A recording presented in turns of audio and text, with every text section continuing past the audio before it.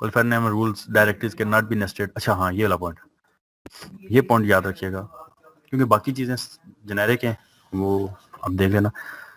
Alternate resources के अंदर directories को नेस्टेड नहीं कर सकते। नेस्टेड का क्या मतलब, एक डायरेक्टरी के अंदर दूसरी डायरेक्टरी को यूज नहीं कर सकते।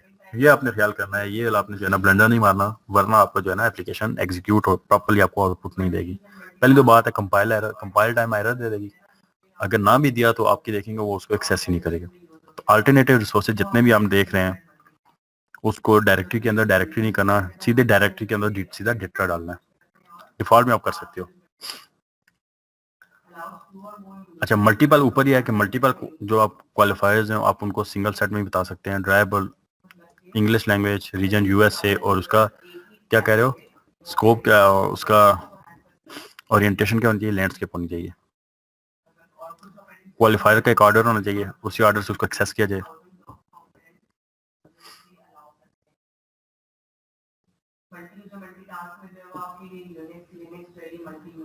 अच्छा, वो ये कह रहे हैं कि आपने अगर different क्वालिफायर्स alternative by default use करने हैं, या दो से ज्यादा अल्टरनेटिव रिसोर्सेज यूज करने हैं, तो उसको एक डायरेक्टरी या एक नाम से नहीं रख सकते। जैसा ये रेड हुआ है ना कि ड्राइवर के अंदर आपने रिसोर्स रखा है, रिसोर्स ईएस भी रख दिया है, स्पेन का और फ्रांस का भी रीजन प्रोवाइड कर दिया, स्पेन के अकॉर्डिंग कर दे और फ्रांस के अकॉर्डिंग। ऐसे नहीं कर सकते। आपको ड्राइवर के अंदर दो डिफरेंट रिसोर्स डायरेक्टरीज क्रिएट करनी होगी, रिसोर्स स्पेन के लिए अलग और फ्रांस के लिए अलग। और आपको उसके फिर क्या होगा, उस रीजन के अकॉर्डिंग फिर या तो ये वाला एक्सेस होगा या ये होगा। तो इसमें दोनों को एक साथ रखोगे तो वहाँ पे सारा एक्सेस नहीं हो सकेगा। ठीक है, सेम टाइप की डिफरेंट टाइप की आप कर सकते हो। यहाँ पे लैंग्वेज का लिया और लैंडस्केप का लिया, वो आप एक ही यूज कर सकते हो। लेकिन सेम टाइप की जो आप अल्टरनेटिव सोर्सेज यूज कर रहे हो तो उनको अलग अलग डिफाइन करेंगे। सेम करेंगे तो फिर आपके कंपाइलर को समझ नहीं आएगी यार ये कौन सा कहना चाह रहा है, ये कहना चाह रहा है या ये वाला रीजन कहना चाह रहा है।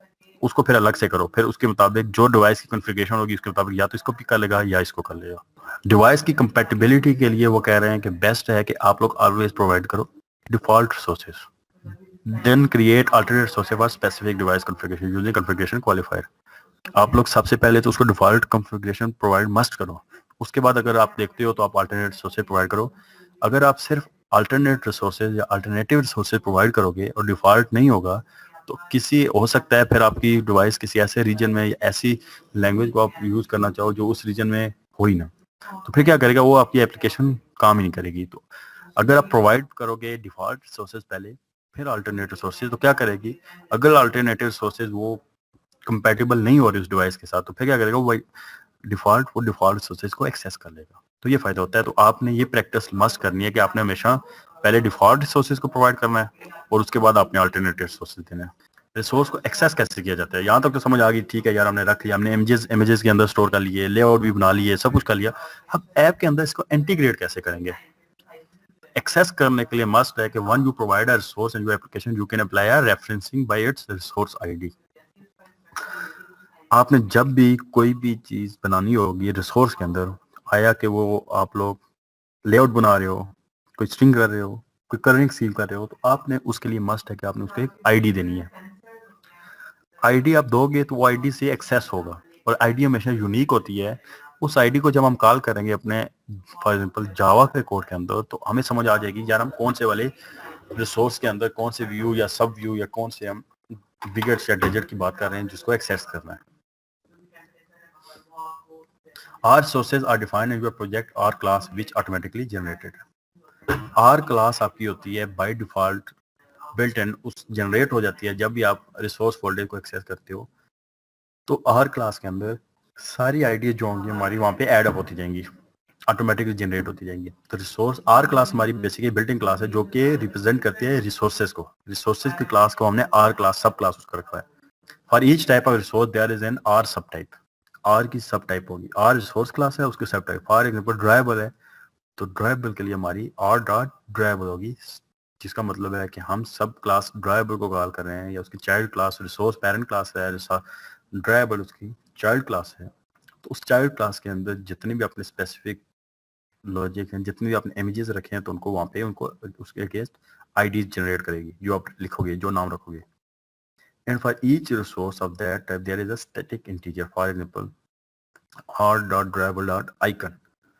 आप लोगों ने क्या किया, आपकी मेन क्लास R है, उसकी सब क्लास ड्राइबल है, और उसके अंदर हमने आइकन, आइकन हमारा एक आईडी है। अब वो क्या करेगा, इस आईडी को जो है ना, ऊपर लिखा हुआ है कि स्टैटिक इंटीजर इसको देगा। यहाँ पे तो हमने स्ट्रिंग पास किया आइकन, लेकिन उसको पास करेगा। पास का मतलब चेंज करेगा एक डेटा टाइप से दूसरे डेटा टाइप के अंदर। तो वो क्या करेगा, हमारी जो आइकन है, आइकन के अगेंस्ट एक इंटीजर वैल्यू जनरेट करेगा और उसको स्टोर कर देगा रिसोर्स क्लास के अंदर। This integer is the resource ID that you can use to retrieve the resources. तो ये हमारी इंटीजर जो क्लास है रिसोर्स आईडी होती है, जो कि यूज करती है और रिट्रीव करती है रिसोर्सेज को। Resource ID is also composed of the resource type. Resource की टाइप कौन सी है, each resource is group into type, या स्ट्रिंग होगी या ड्राइवर होगी या लेआउट होगा, जो भी होगा आपका। उसके बाद उसका क्या होगा, दो चीजें होंगी, resource type, resource name, which is either the file name including the extension or the file that XML, और या उसका कोई एट्रीब्यूट हो सकता है। या तो पूरी आप अगर फाइल को एक्सेस कर रहे हैं, किसी लेआउट को एक्सेस कर रहे हैं, तो क्या होगा, r.layout.activity_main, एक्टिविटी अंडरस्कोर मेन जो आपका XML है, तो उस पूरी फाइल का नाम आप लिखोगे। या फिर उसके अंदर से आप किसी एक एट्रीब्यूट को एक्सेस कर रहे हो, तो आप क्या कर रहे हो, किसी एक बटन को एक्सेस कर रहे हो, तो वहाँ पे r डॉट आपका लेआउट हो जाएगा। लेआउट आपने एक्सेस कर लिया, तो उसके बाद क्या हो जाएगा, डॉट आईडी, लेआउट के अंदर जो भी आपकी आईडी है या टेक्स्ट है, मेन है, आइकन है, जिसे पीछे हमने रखा, तो आइकन को इस तरह एक्सेस कर लेंगे। तो एक्सक्लूडिंग एक्सटेंशन, एक्सटेंशन को हम यहाँ पे नहीं लिखते, हम उसको लिखेंगे कैसे, वैल्यू कैसे होगी, एक्सएमएल में एंड्रॉइड, एंड्रॉइड के बाद कॉलन, फिर नेम एट्रीब्यूट, जो भी अपने हम यूज करते हैं। आगे एग्जांपल बताता हूँ, आपको क्लियर हो जाएगा। इधर source is simple value such as string, अगर सिंपल स्ट्रिंग है तो उसको स्ट्रिंग ही लिखेंगे। कैसे, अच्छा दो तरीके हैं, पहले मैं आपको बता दूं एक्सेसिंग रिसोर्सेज को, एक एक्सएमएल के अंदर, एक कोड के अंदर। एक्सएमएल के अंदर आप जो रिसोर्सेज लिखोगे उनको आपने जावा के अंदर एक्सेस करना होगा, और एक जावा में डायरेक्टली आप उनको कोई आईडीज देख के उनको लिख सकते हो। पहले हम देखते हैं एक्सएमएल के अंदर कैसे होती है। ये जो आपको ऊपर बताया ना, ये एक्सएमएल के अंदर कैसे होती है, ये लोग इसके एग्जांपल देखते हैं। एक्सएमएल के अंदर कैसे होता है, use special XML syntax that also correspond to the resource ID defined in your R class such as string और हेलो। आपने क्या करना है, आपका कॉरस्पॉन्ड करेगा सोर्स आईडी को जो आपकी आर क्लास के अंदर होगी। आर क्लास के अंदर हमारी, मैंने आपको पहले बताइए क्या होगी, स्ट्रिंग होगी, ड्राइवर होगा, लेआउट होगा, इस तरह की आपकी सब क्लासेस है। हम फॉर एग्जांपल उस सब क्लास को कॉल करेंगे। फॉर एग्जांपल हम स्ट्रिंग की बात करें, हमने एट स्ट्रिंग, स्ट्रिंग हमारा जो सोर्स टाइप है, उसके बाद हमने उसका क्या कर दिया, उसका एट्रीब्यूट कर दिया, या उसकी आईडी को हमने यहाँ पे नाम ले दिया। String is the source type and hello is the source name. तो रिसोर्स टाइप बताएंगे, तो फॉरवर्ड स्लैश, फिर उसके बाद रिसोर्स नेम बताएंगे। You can use this syntax in XML resource any place where a value is expected that you provide in a resource। और इसको XML के अंदर आप कहीं भी प्लेस कर सकते हो, जहाँ भी आप इसको यूज करेंगे। जहाँ भी स्ट्रिंग के अंदर आपने हेलो रखा है, तो अब इस हेलो को आप कहीं भी XML के अंदर यूज कर सकते हो, कहीं भी इसको एक्सेस कर सकते हो। रिसोर्स को एक्सेस करने के लिए ये उसका सिंटैक्स है, @ पैकेज नेम, जिस तरह स्ट्रिंग का नाम दिया था, या एंड्रॉइड हो गया, रिसोर्स टाइप कौन सी आ गई, हमारी स्ट्रिंग आ गई, उसके बाद रिसोर्स नेम हेलो जिस तरह आ गया। पैकेज नेम क्या होता है, is the name of the package in which the resource is located, not required when referencing resources from the same package। Package name में क्या होता है कि हम लोग रिसोर्स को लोकेट करते हैं, हमें जरूरत नहीं पड़ती रेफरेंसिंग फ्रॉम द सेम। अच्छा, आपने एंड्रॉइड के डिफरेंट मॉड्यूल्स बना रहे हैं एक एप्लीकेशन के, उस मॉड्यूल्स के आपने डिफरेंट मॉड्यूल बना रहे हैं, और सारे module at the end integrate होंगे और एक फाइनल आपकी एप्लीकेशन बनेगी। आपने क्या किया, एक मॉड्यूल को एक पैकेज बना लिया, उसके अंदर सेम क्लासेस जितनी भी हो रही हैं उनको आपने लिख लिया। एक और मॉड्यूल बनाया, उसमें पैकेज बी हो गया और उसके अंदर उससे रेलेवेंट क्लासेस होगी। फॉर एग्जांपल आप यूनिवर्सिटी के सिस्टम को ऑटोमेट कर रहे हैं, तो उसमें आप क्या करेंगे, मॉड्यूल 1 है तो उसमें आपने मैनेज कर लिया सारा रजिस्ट्रेशन सिस्टम। अब रजिस्ट्रेशन सिस्टम से रिलेटेड जितने भी आपकी लॉजिक्स होगी, जितनी भी क्लासेस होंगी, वहाँ पे आप लिख लोगे स्टूडेंट की डिटेल्स, फैकल्टी की डिटेल्स, कोर्सेज की डिटेल्स, आपस में उनकी इंटीग्रेशन, वो सारी आप वहाँ पे लिखोगे। इसी तरह आपका क्या होगा, दूसरा आपका मॉड्यूल है अकाउंट्स का। आपने रजिस्ट्रेशन की और उसकी ऑब्जेक्ट्स में डेटा आपके नाम के अगेंस्ट एक ऑब्जेक्ट क्रिएट हो गया क्लास में, और उसमें सारी डिटेल चलेगी आपने कौन कौन से कोर्सेज उठाए। उन कोर्सेज के क्रेडिट और काउंट होंगे, और जाके अकाउंट्स में आपकी उसके अगेंस्ट फीस जनरेट, फी जो होगी या आपका जो भी होगा वाउचर होगा, फी वाउचर, वो जनरेट हो जाएगा। आपने 6 कोर्सेज उठाए तो 6 कोर्सेज के अगेंस्ट आपका फी वाउचर जनरेट हो जाएगा। 4 उठाए तो 4 हो जाएगा। तो इसमें क्या होगा, कहने का मतलब आपने डिफरेंट पैकेजेस बना लिए हैं और सेम क्लासेस डिफरेंट पैकेजेस के अंदर रखी हैं, उनको आपने एक्सेस करना है तो आपको सेम पैकेज के अंदर को रेफर करने की जरूरत नहीं है, लेकिन डिफरेंट पैकेज में करोगे तो उस पैकेज का आपने नाम देना होगा। जिस तरह अगर आपने अकाउंट्स के कोई सिस्टम को एक्सेस करना है रजिस्ट्रेशन के मॉड्यूल के अंदर, तो अकाउंट्स के पैकेज का नाम देना होगा रजिस्ट्रेशन के अंदर। लेकिन अगर सेम के अंदर यूज कर रहे हैं तो फिर आपको रजिस्ट्रेशन के अंदर, रजिस्ट्रेशन वाले मॉड्यूल के अंदर उस पैकेज के नाम देने की जरूरत नहीं होती। फिर रिसोर्स टाइप है यार, कौन सा इमेज कहाँ से उठा रहे हैं, कौन सा डेटा उठा रहे हैं, तो उसको हम सब क्लास रिसोर्स टाइप में कर देंगे। इसको रिसोर्स नेम है either the resource file name without the extension of the Android name attribute value और सिंपल वैल्यू। आप रिसोर्स फाइल नेम को विदाउट एक्सटेंशन, अच्छा एट्रीब्यूट के एक्सटेंशन बताने की जरूरत नहीं है। For example layout dot XML, आपकी आइकन डॉट पीएनजी, तो पीएनजी या एक्सएमएल के एक्सटेंशन देने की जरूरत नहीं है। डायरेक्ट आपने उस लेआउट का नाम दे देना है और उस आइकन का नाम देना है तो ऑटोमेटिकली उठा लेगा। क्यों? क्योंकि आपने सब क्लास को पहले एक्सेस कर चुके हो। आर डॉट ड्राइवर, आर के अंदर ड्राइवर है तो ड्राइवर के अंदर मस्ट है कि आपके सारे इमेजेस होंगी, तो एक्सटेंशन देने की जरूरत नहीं है। लेआउट है तो लेआउट के अंदर सारी एक्सएमएल फाइल होंगी, तो एक्सएमएल फाइल की एक्सटेंशन देने की जरूरत नहीं है, जस्ट एक्सएमएल आपने लेआउट का नाम देना है। फॉर एग्जाम्पल, अच्छा दूसरा कोड में आप कैसे एक्सेस करोगे, या तो आपको समझ आ गई कि आपने क्या करना है, पैकेज का नेम रिसोर्स और उसको आगे जो भी रिसोर्स नेम होगा फॉरवर्ड स्लैश, जिस तरह ये आपको नजर आ रही है। लेकिन आप कोड में एक्सेस कैसे करेंगे, use a static integer from sub class of your R class such as, static integer होगा आर, आर हमारी के मेन क्लास है रिसोर्स की, उसके अंदर सब क्लास है स्ट्रिंग, स्ट्रिंग के अंदर हमने उसके एक एट्रीब्यूट है हेलो, तो हेलो को हम क्या कर रहे हैं, हेलो हमारा जो है रिसोर्स नेम है और जो हमारी स्ट्रिंग है वो हमारी रिसोर्स टाइप है। तो अब हम उसको बता रहे हैं कि यार इसके अंदर जो आपकी जो भी रिसोर्स नेम है इसको यहाँ पे जावा कोड के अंदर, जो हम जावा में अगर बात कर रहे हैं तो जावा की बात होगी, उसके अंदर एक्सेस कर लेंगे। There are many Android APIs that can access your resources when you provide a source ID in that format. आप API की Android की बहुत से एक्सेस कर सकते हो जब उनकी IDs को देंगे, जो भी ID आपने उस API के अगेंस्ट दी होगी तो उस API की ID को आप लिखेंगे तो वो एक्सेस हो जाएगी।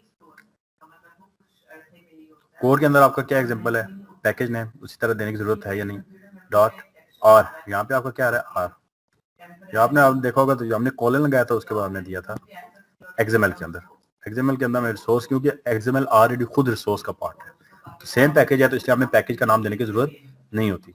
लेकिन यहाँ पे आपका क्या है,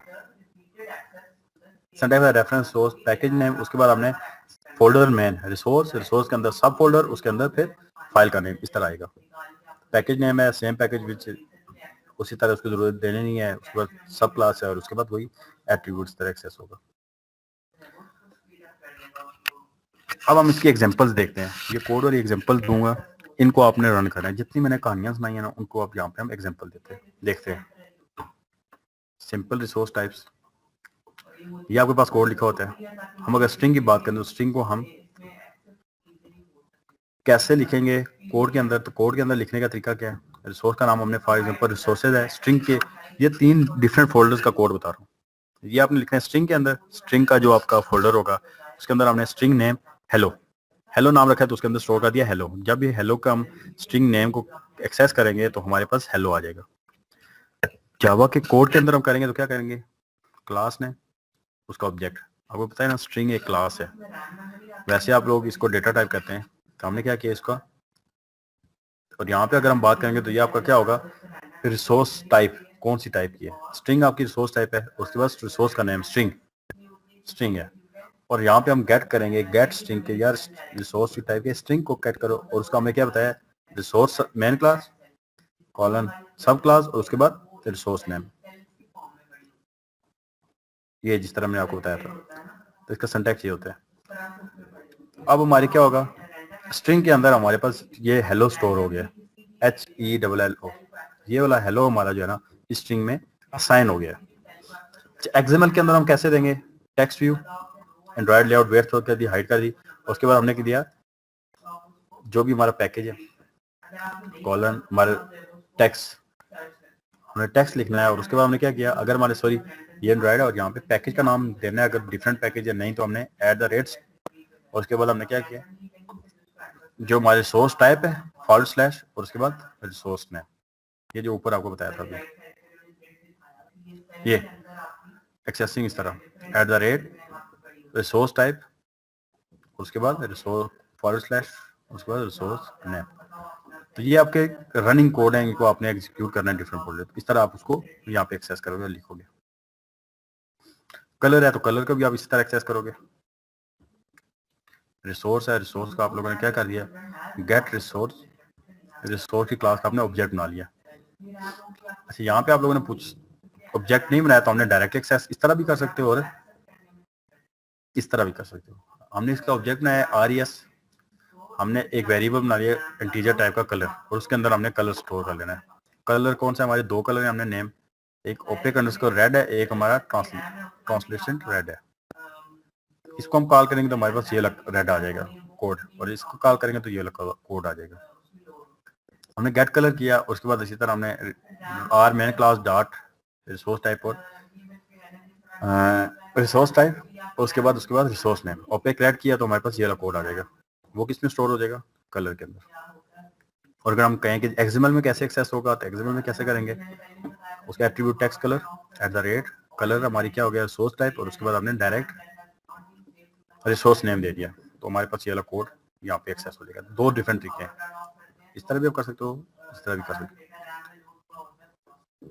रिसोर्स वैल्यूज इस तरह हमने कुछ वैल्यू स्टोर करनी है। रिसोर्स डायमेंशन नेम हमने text view height width, ball का रेडियस, फॉन्ट साइज, तो हमने इसकी सेट कर दी है।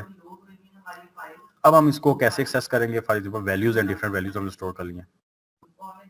इससे हमने ऑब्जेक्ट बना दिया रिसोर्स क्लास का RES, उसको हमने एक्सेस किया। हमने रिटर्न डेटा एक वेरिएबल बनाया फॉन्ट साइज का, और हमने गेट डायमेंशन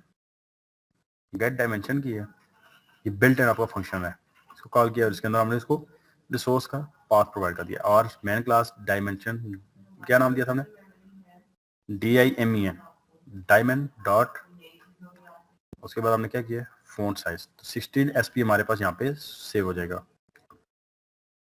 और अगर आप इसको टेक्स्ट व्यू में आप अगर XML में एक्सेस करो तो क्या करोगे, एट डायमंड, उसका नाम जो भी आपने नाम रखा हुआ है, और पैकेज का नेम, और सॉरी रिसोर्स टाइप का नेम, और उसके बाद रिसोर्स का नेम, तो इस तरह भी एक्सेस हो जाएगा। वैल्यूज है, प्लैनेट एरे हमने किया है तो उसको हमने क्या किया, उसको हमने एक स्ट्रिंग के एरे बना लिया जिसमें हमने प्लैनेट्स का नाम स्टोर कर लिया, मर्क्यूरी वेनस अर्थ मार्स। और उसके बाद हमने क्या किया, उसका हमने ऑब्जेक्ट बनाया, एक हमने एरे बना लिया स्ट्रिंग प्लैनेट्स के नाम से, और उसको गेट करके यहाँ से डेटा प्लैनेट्स के अंदर स्टोर कर लिया। इसी तरह अगर हम बात करें कि इसको हम एक्सेस करेंगे XML के अंदर, कहते हैं XML के अंदर क्या होगा, स्टाइल, क्योंकि हमने रिसोर्स का टाइप किया स्टाइल का दिया, उसका नाम, उसके अंदर टाइप नेम कस्टम टेक्स्ट, तो कस्टम टेक्स्ट में हमारे पास क्या आ जाएगा, इसका ये टेक्स्ट का जो स्टाइल होगा। और इसके अंदर हमने दो स्टाइल किए हैं, एक उसका हमने स्टोर कर दिया टेक्स्ट का साइज और एक टेक्स्ट कलर। तो जो भी हम यहाँ पे अब लिखेंगे हेलो वर्ल्ड का हमारा कलर कौन सा हो जाएगा, ये वाला कलर जो इसका कोड दिया है, उसका साइज क्या हो जाएगा 20 SP। ये रेफरेंस है, इनको भी आप देख सकते हो, तो आप उसको देख के आप उसको एक्सेस कर लेना। ये रिसोर्सेज डिफरेंट मैंने आपको शेयर किए हैं, तो आप इसको रीड कर लेना।